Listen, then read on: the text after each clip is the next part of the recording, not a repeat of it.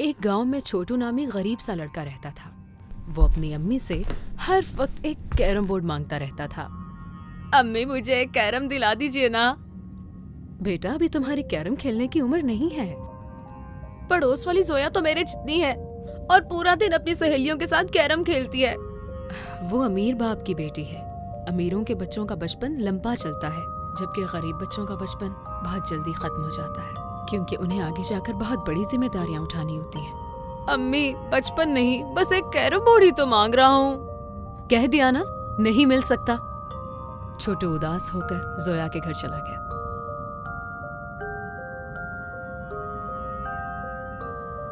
जोया, क्या मैं तुम्हारे साथ कैरम खेल सकता हूँ? तुम्हारी इतनी हैसियत नहीं कि तुम मेरे साथ कैरम खेल सको। चलो दफा हो जाओ यहाँ से। ये सुनकर छोटू रोता हुआ गांव से बाहर जंगल की तरफ चला गया और एक दरख्त के नीचे बैठकर रोने लगा। कोई मुझे अपना कैरम क्यों नहीं देता? ना जोया अपने साथ खिलाती है, ना अम्मी लेकर देती है। मैं अपना वक्त कैसे गुजारा करूंगा? उस दरख्त पर एक चुड़ैल रहती थी जो इंसान खाती थी। उसने छोटू की पूरी कहानी सुनी और मौके का फायदा उठाते हुए एक खूबसूरत औरत का रूप ले लिया और छोटू के सामने कैरम बोर्ड लेकर आ गई। तुम रो क्यों रहे हो? मुझे बस एक कैरम बोर्ड चाहिए। ये लो, मैं यहाँ पास में ही रहती हूँ। क्या मेरे घर चलकर मेरे साथ एक गेम खेलोगे? छोटू ने इतना शानदार कैरम कभी नहीं देखा था, तो उसने फौरन हामी भर दी।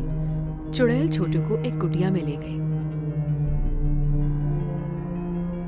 तुम यहाँ बैठो और गोटियां सजाओ, मैं बस अभी आती हूँ। चुड़ैल छोटू को कुटिया में छोड़कर बाहर आ जाती है। ये तो बहुत आसानी से मेरे जाल में फंस गया। इसे तो मैं अभी कच्चा चबा सकती हूँ, लेकिन मैं ऐसा नहीं करूँगी। इसके जरिए मैं गांव से और लोगों को बुलाऊंगी और फिर एक ही बार बड़ी दावत उड़ाऊंगी। हाँ।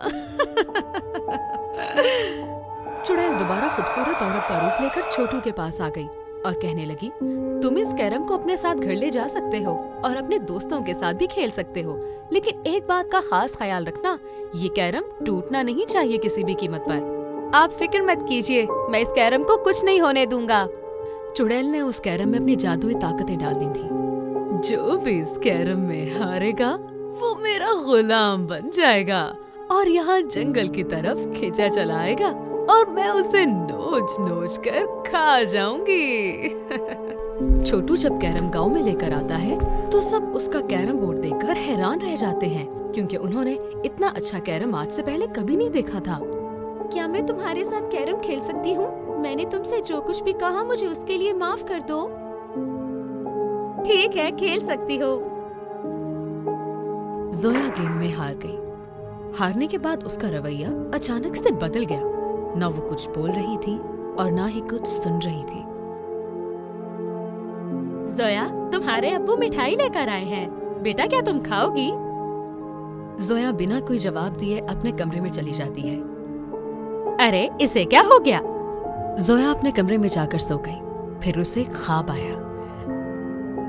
आजा मेरी बच्ची, मेरे पास यहाँ जंगल में आजा।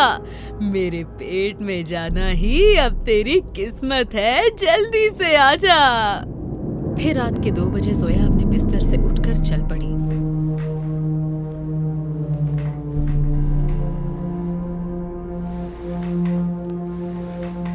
जोया का पांव गिलास से टकराया और गिलास की आवाज सुनकर उसकी अम्मी जाग गईं।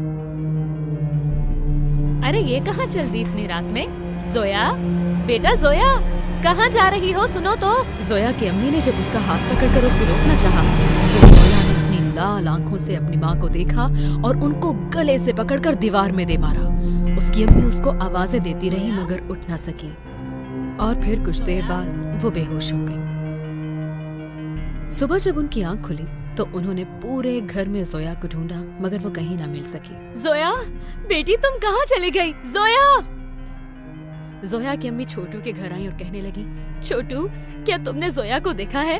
वो कल रात को अचानक उठकर जंगल की तरफ चली गई थी। उसे ढूंढने में मेरी मदद करो। आप बेफिक्र हो जाइए, मैं आपकी मदद जरूर करूँगा।